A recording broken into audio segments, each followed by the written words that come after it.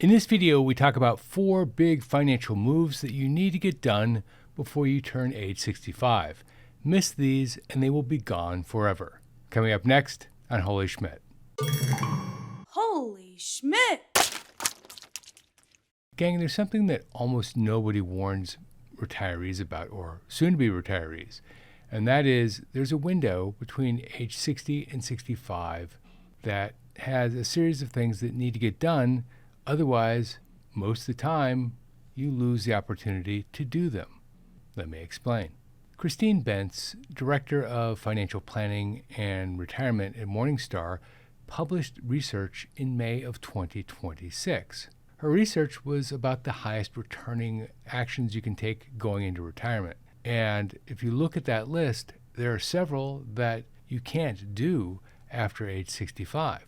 Her thinking, combined with information from the IRS and KFF, show that there are 4 specific things that you lose after age 65 in almost all circumstances. Age 65 is not just another date on the calendar. At age 65, this is when Medicare begins. And when Medicare begins, your HSA contributions end.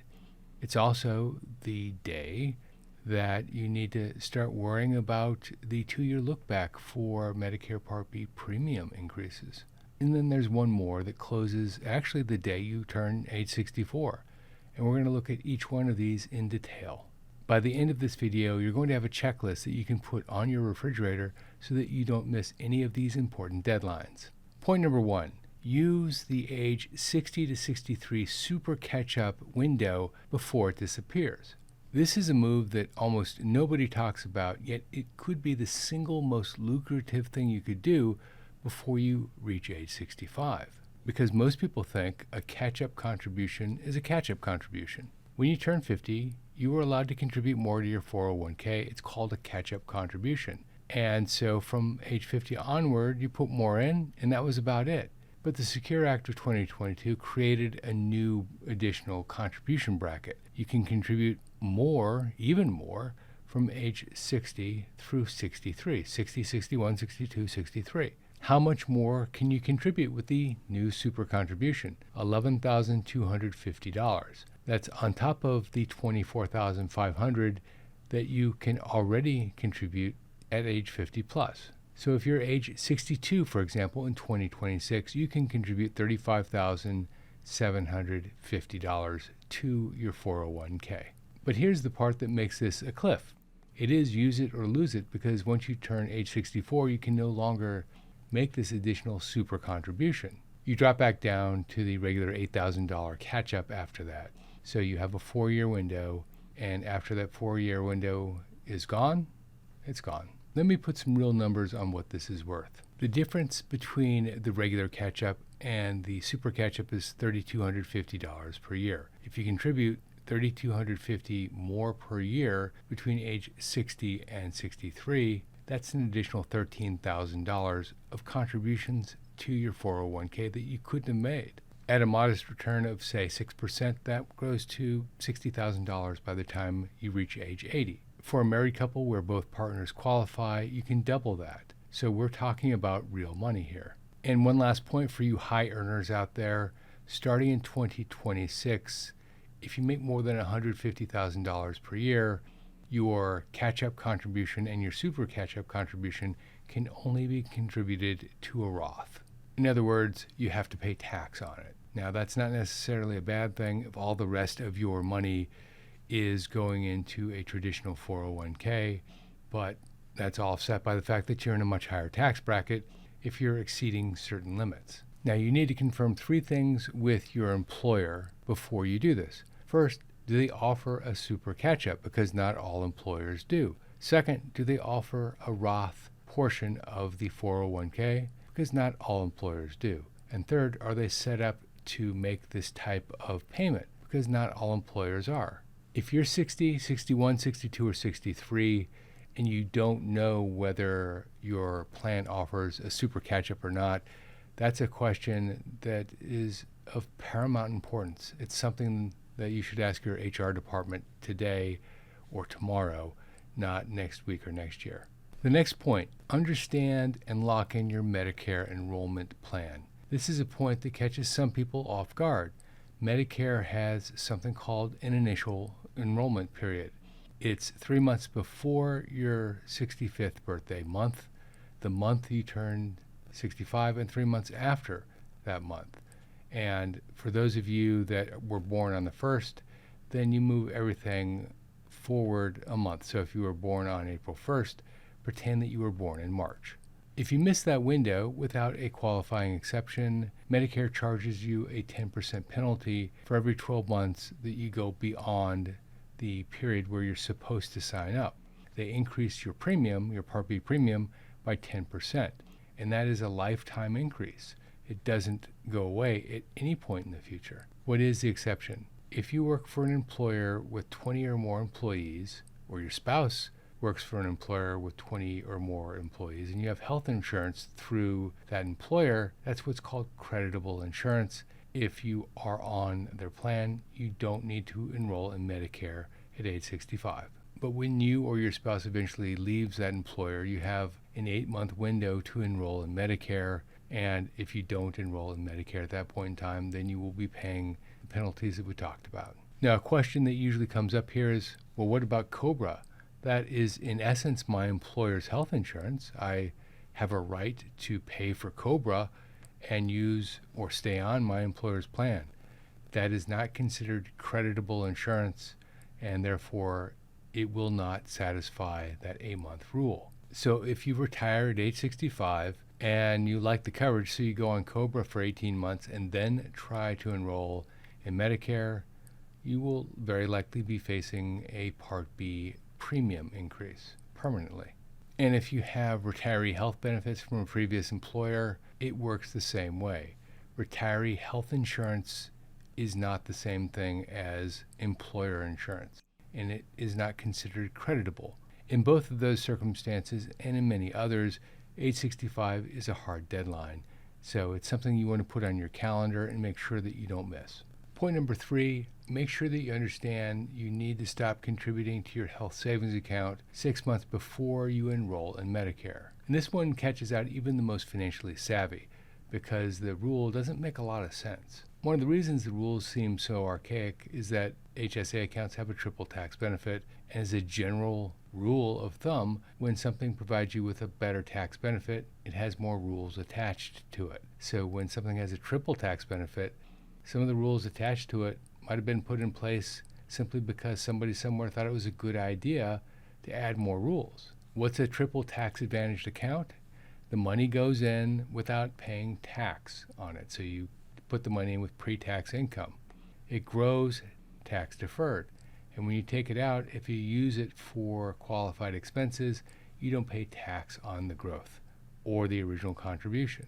So a lot of high earners get in the habit of maxing out their HSA account early, and it is automatic. But the problem is that people show them how to start. They don't necessarily show them how to stop. Let me give you an example. Let's say that you and your employer contribute about $5,400 to your HSA account in the first 9 months of 2026. You decide to retire in October and you apply for Medicare. The Social Security Administration backdates Part A to April. Now that entire $5,400 is considered excess. So you need to either pull it out or you pay a 6% penalty per year on that amount every year until you pull it out. The fix is to stop all HSA contributions, including an employer match, 6 months before you apply for Medicare. And to be super clear, it's 6 months before you apply for Medicare, not 6 months before Medicare begins. And since we saw earlier you can apply 3 months before your 65th birthday, that means that you can actually fall into a penalty period 9 months before Medicare starts. Speaking of Medicare, gang, Medicare can be confusing. It can be overwhelming. Ask anybody who's age 65 or older, and they will tell you that this is true. They'll spend hours looking at all of their options, and they'll think that they made the right choice, only to find out that they made the wrong choice, and it costs them hundreds, if not thousands of dollars a year. On this channel, we have 3 affiliate relationships. One is our trusted Medicare partner, Chapter. Chapter is the only national advisor that looks at and recommends every plan. They're totally free to you. They save their clients an average of $1,100 per year. It takes about 20 minutes of your time, and they're really easy to work with. If this sounds like it's something of interest to you, give them a call at 440-703-1224 to see if they can help. The next point, plan your IRMAA window. This one is huge for anyone that has meaningful funds in a 401k, an IRA, or other type of investment vehicle. IRMAA stands for Income-Related Monthly Adjustment Amount, and it's a surcharge on your Medicare Part B and Part D premium based on your modified adjusted gross income, what you put on your tax return. If your modified adjusted gross income exceeds certain thresholds, you'll have a surcharge on your Medicare Part B and Medicare Part D premium. And the scary part is that most people have never heard of it until the day they open their Medicare statement and they see that their Part B premium is a few $100s higher than they thought it was going to be per month. And the thresholds are reasonably high for a lot of people, but they're not considered high for some people. The brackets for 2026 are over $109,000 if you're single, or over $218,000 if you're married filing jointly. Even $1 over those limits will push you into the first bracket. And there's no phase-in. It's an all or nothing thing. If you're $1 under, you have no surcharge. If you're $1 over, you have the full bracket surcharge, the full tier surcharge. And the next tier becomes even larger. The top tier in 2026 adds an additional $487 per month to your Part B premium, plus another $91 for your Part D premium.